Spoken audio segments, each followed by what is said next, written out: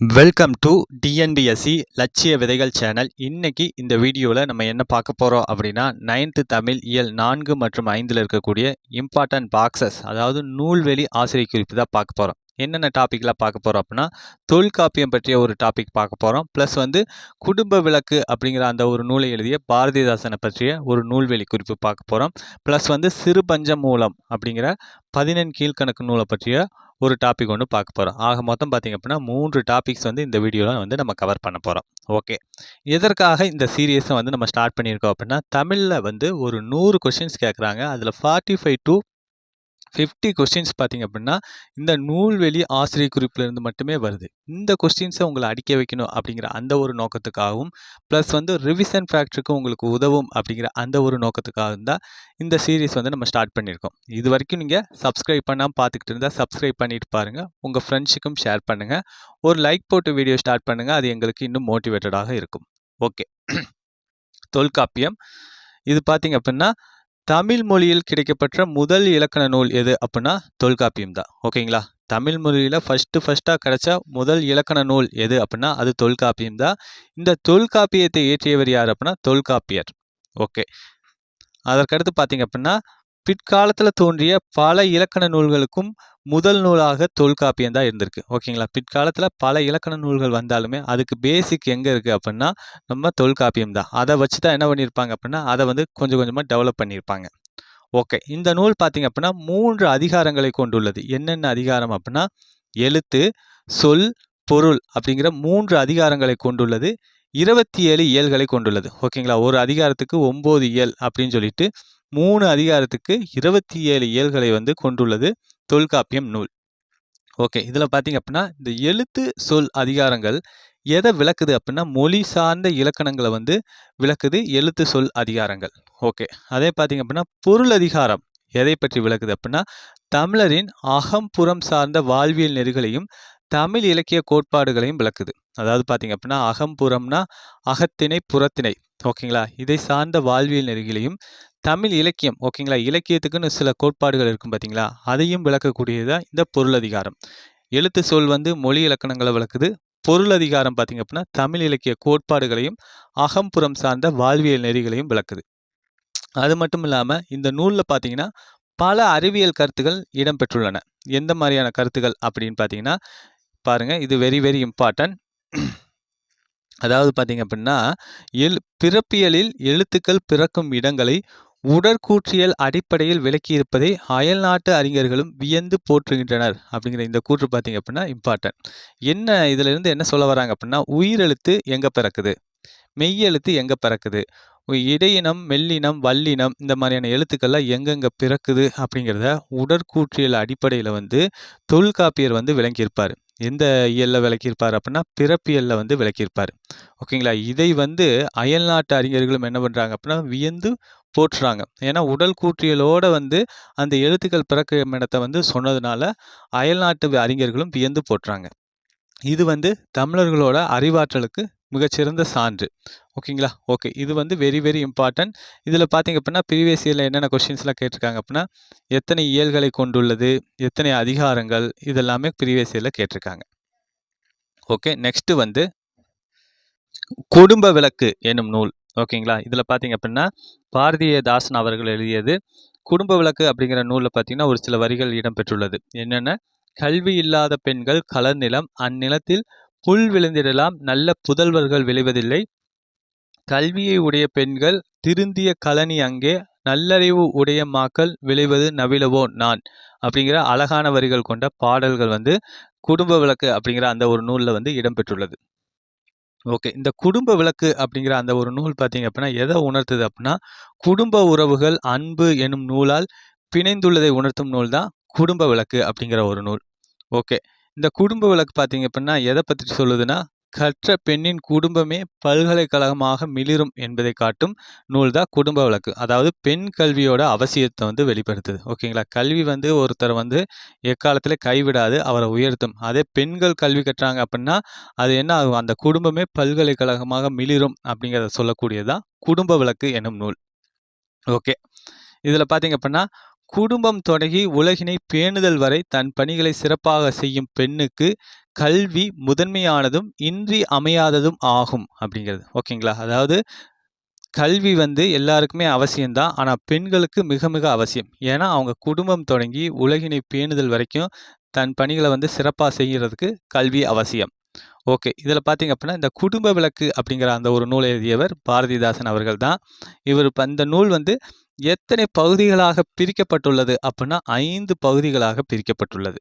Okay. நம்ம பாடப்பகுதியில இடம்பெற்றுள்ளது பார்த்தீங்க அப்படின்னா, 2ஆம் பகுதியில விருந்தோம்பல் தலைப்பில் உள்ள தலைவியின் பேச்சில் அப்படிங்கிற இடம்பெற்றுள்ள கவிதைகள் தான் பாடப்பகுதியில வந்து இடம்பெற்றுள்ளது. இந்த பாரதிதாசனோட இயற்பெயர் என்ன அப்படின்னா, கனக சுப்புரத்தினம் அப்படிங்கிறது அவருடைய இயற்பெயர். இவர் ஏன் பாரதிதாசன் அப்படின்னு தன் பெயரை மாத்திக்கிட்டாருன்னா, பாரதியின் கவிதை மீது கொண்ட ஈர்ப்பின் காரணமாகத்தான் இவர் தம் பெயரை பாரதிதாசன் அப்படின்னு வந்து மாற்றிக்கிட்டார்.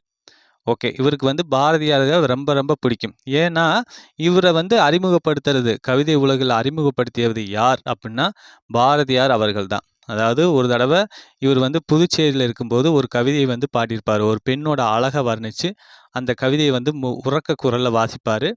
அப்போதைக்கு பாரதியார் வந்து அந்த மாடிப்படி ஏறி வர்றப்ப அப்படியே நின்று கேட்டுக்கிட்டு இருப்பார். அதை கேட்டுட்டு பாரதியார் அவர்கள் வந்து புல்லரிச்சு போயிடுவாங்க. அருமையாக எழுதியிருக்காரே அப்படின்னு சொல்லிட்டு இவரை வந்து கவிதை உலகில் வந்து அறிமுகப்படுத்துவார். தன் இதழ்கள் மூலியமாகவும் அப்படின்னு சொல்லி அறிமுகப்படுத்துவார். அதனால தான் இவருக்கு வந்து அவர் மேலே ரொம்ப பாசம் அதிகம். அதனால் இவர் தன் பெயரை பாரதிதாசன் அப்படின்னு வந்து மாற்றிக்கிட்டார். ஓகே. இவருடைய படைப்புகள்லாம் என்னென்ன அப்படின்னா வெரி வெரி இம்பார்ட்டன்ட். இதெல்லாம் கேட்பாங்க. பாண்டியன் பரிசு, அழகின் சிரிப்பு, இருண்ட வீடு, குடும்ப விளக்கு, தமிழ் இயக்கம், இதெல்லாமே இவருடைய படைப்புகள். Very very important. இந்த கொடுத்துட்டு எழுதியவர் யார் அப்படிங்கிற மாதிரி கேட்பாங்க. நெக்ஸ்ட் வந்து இவர் இயற்றிய கவிதைகள் அனைத்தும் எந்த பெயரில் தொகுக்கப்பட்டுள்ளன அப்படின்னா, பாவேந்தர் பாரதிதாசன் கவிதைகள் அப்படிங்கிற அந்த ஒரு பெயரில் தொகுக்கப்பட்டுள்ளன. ஓகே. இவருக்கு சாகித்ய அகாதமி விருது வழங்கப்பட்ட நூல் எது அப்படின்னா, பிசிராந்தையார் அப்படிங்கிற நாடக நூல். Very very important. இது வந்து ப்ரீவியஸில் கேட்டுக்கிட்டே இருப்பாங்க. ஓகேங்களா? அதாவது இவருக்கு சாகித்ய அகாதமி விருது வழங்கப்பட்ட நூல் எது அப்படின்னு கேட்பாங்க. ப்ளஸ் பார்த்தீங்க அப்படின்னா, இந்த பிசிராந்தையார் அப்படிங்கிற அந்த ஒரு நூல் என்ன வகையான நூல் அப்படின்னு கேட்பாங்க. நாடக நூல். ஓகேங்களா? ஓகே. நெக்ஸ்ட் வந்து பட்டங்கள் ஆள்வதும் சட்டங்கள் செய்வதும் பாரினில் பெண்கள் நடத்த வந்தோம். கும்மியடி பெண்ணே கும்மியடி. இந்த வரிகளை பாடியவர் யாரு அப்படின்னா, பாரதியார் அவர்கள் தான் இந்த வரிகளை வந்து பாடியிருக்காரு. ஓகே. இந்த கொஸ்டின்ஸ் வந்து இம்பார்ட்டன்ட். இதுவும் வந்து ப்ரீவியஸ் இயர்ல கேட்டிருக்காங்க. அடுத்து வந்து மங்கையராய் பிறப்பதற்கே நல்ல மாதவம் செய்திடல் வேண்டும் அம்மா என்ற வரிகளை பாடியவர் யார் அப்படின்னா, கவிமணி தேசிய விநாயகம் பிள்ளை. இதுவும் வந்து ப்ரீவியஸ் இயர்ல கேட்டிருக்காங்க. நெக்ஸ்ட் வந்து பெண் எனில் பேதை என்ற எண்ணம் இந்த நாட்டில் இருக்கும் வரைக்கும் உருப்படல் என்பது சரிப்படாது அப்படிங்கிற இந்த வரிகளை பாடியவர் யார் அப்படின்னா, பாவேந்தர் பாரதிதாசன் அவர்கள். இதுவும் வந்து இம்பார்ட்டன்ட். இதுவும் வந்து ப்ரீவியஸ் இயர்ல கேட்டிருக்காங்க. ஓகே. நெக்ஸ்ட் வந்து சிறுபஞ்ச மூலம் அப்படிங்கிற அந்த ஒரு நூல். இந்த சிறுபஞ்ச மூலத்தை பார்த்தீங்க அப்படின்னா, என்ன பாடல் இடம்பெற்றுள்ளது அப்படின்னு பார்ப்போம் பாடப்பகுதியில். அதாவது பூவாது காய்க்கும் மரமுல நன்றறிவார், மூவாது மூத்தவர் நூல் வல்லார், தாவா விதையாமை நாறுவ வித்துவுல மேதைக்கு உரையாமை செல்லும் உணர்வு அப்படிங்கிற அழகான வரிகள் கொண்ட பாடல் வந்து பாடப்பகுதியில் இடம்பெற்றுள்ளது. ஓகே. இதில் பார்த்தீங்க அப்படின்னா, இந்த சங்க இலக்கியங்களை தொடர்ந்து தான் நீதி நூல்கள் தோன்றுச்சு. சங்க இலக்கியங்கள் என்னென்ன? 8 தொகை 10 பாட்டு. ஓகேங்களா? இது வந்து 14 மேல்கணக்கு நூல்கள். இதை தொடர்ந்து தோன்றிய நூல்கள் எல்லாமே என்ன சொல்லுவாங்க அப்படின்னா, 14 கீழ்கணக்கு நூல்கள் அப்படின்னு வந்து சொல்லுவாங்க. ஓகேங்களா? இந்த சிறுபஞ்ச மூலம்லாம் எதில் வரும் அப்படின்னா, 14 கீழ்கணக்கு நூல்களில் தான் சிறுபஞ்ச மூலம் வந்து வரும். இந்த சிறுபஞ்ச மூலம் அப்படிங்கிறதோட பொருள் என்ன அப்படின்னா, 5 சிறிய வேர்கள் அப்படிங்கிறது தான் இதோடைய பொருள். பஞ்ச அப்படின்னா 5 அப்படிங்கிறது அர்த்தம். சிறுபஞ்ச மூலம் அப்படின்னா 5 சிறிய வேர்கள் அப்படிங்கிறது அர்த்தம். இந்த question very very important. Previous இயர்ல கேட்டிருக்காங்க. எத்தனை, இதோடைய பொருள் என்ன அப்படிங்கிறத கேட்டிருக்காங்க. நெக்ஸ்ட்டு அந்த 5 சிறிய வேர்கள் என்னென்ன அப்படின்னா, கண்டங்கத்திரி, சிறுவழுதுணை, சிறுமல்லி, பெருமல்லி, நெருஞ்சி ஆகியன தான் 5 சிறிய வேர்கள். இதுவும் இம்பார்ட்டன்ட். ப்ரீவியஸ் இயர்ல கேட்டிருக்காங்க. 5 சிறிய வேர்கள் என்னென்ன அப்படிங்கிறது. ஓகே. இந்த இந்த அதாவது சிறுபஞ்ச மூலம் அப்படிங்கிற இந்த டாபிக் மூலியமாகவே என்ன தெரிஞ்சுக்கலாம் அப்படின்னா, பண்டைய தமிழர்கள் வந்து மருத்துவத்தில் சிறந்து விளங்கியிருக்காங்க அப்படிங்கிறது நம்ம தெரிஞ்சுக்க முடியும். ஓகேங்களா? இந்த வேர்களால் ஆன மருந்து உடலின் நோயை போக்குது. அதுபோலவே சிறுபஞ்ச மூல பாடல்களில் உள்ள 5 கருத்துக்கள் மக்களின் அறியாமையை போற்றி நல்வழிப்படுத்துவனவாய் அமைந்துள்ளன அப்படிங்கிறதா. ஓகேங்களா? ஓகே. சிறுபஞ்ச மூலத்தில் எத்தனை கருத்துகள் இருக்கும்? ஒரு பாடலில் 5 கருத்துகள் இருக்கும். ஓகேங்களா?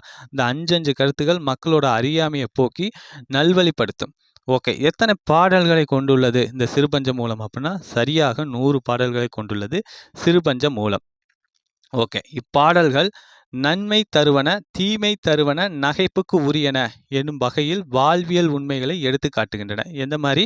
நன்மை தருவன, தீமை தருவன, நகைப்புக்கு உரியன அப்படிங்கிற அந்த வகையில் வாழ்வியல் உண்மைகளை எடுத்து காட்டுது. ஓகே. நெக்ஸ்ட் இந்த சிறுபஞ்ச மூலத்தின் ஆசிரியர் யார் அப்படின்னா காரியாசான் அவர்கள் தான் சிறுபஞ்ச மூலத்தோட ஆசிரியர். ஓகே. இது வெரி வெரி இம்பார்ட்டன்ட். இதுவும் கேட்டிருக்காங்க. இந்த நூலின் ஆசிரியர் யார் அப்படிங்கிறத ப்ரீவியஸ் இயரில் கேட்டிருக்காங்க. ஓகே. இவர் யாருடைய மாணாக்கர்? காரியாசான் அப்படின்னா மதுரை தமிழாசிரியர் மாக்காயானரின் மாணாக்கர் தான் காரியாசான் அவர்கள். ஓகே. இவருடைய இயற்பெயர் என்ன அப்படின்னா காரி அப்படிங்கிறதா இவருடைய இயற்பெயர். ஓகே. அதற்கடுத்து பார்த்தீங்க அப்படின்னா ஆசான் என்பது தொழிலின் அடிப்படையில் அமைந்த பெயர். அதனால தான் இந்த காரியாசான் ஆசான் அப்படின்னா தொழிலின் அடிப்படையில் அமைந்த பெயர். இதே பாயிர செய்யுள் இவரை எப்படி சிறப்பிக்குது அப்படின்னா மாக்காரி ஆசான் அப்படின்னு சிறப்பிக்குது. ஓகேங்களா? இதுவும் வெரி வெரி இம்பார்ட்டன்ட். ப்ரீவியஸ் இயரில் கேட்டிருக்காங்க. ஓகேங்களா? ஓகே. ஓகே. நம்ம 3 டாபிக்ஸ் கம்ப்ளீட் பண்ணிட்டோம். இது வரைக்கும் நீங்கள் சப்ஸ்கிரைப் பண்ணாமல் பார்த்துக்கிட்டு இருந்தால் சப்ஸ்கிரைப் பண்ணிட்டு பாருங்கள். உங்கள் ஃப்ரெண்ட்ஸுக்கும் ஷேர் பண்ணுங்கள். மீண்டும் அடுத்த வீடியோவில் சந்திப்போம். தேங்க்யூ.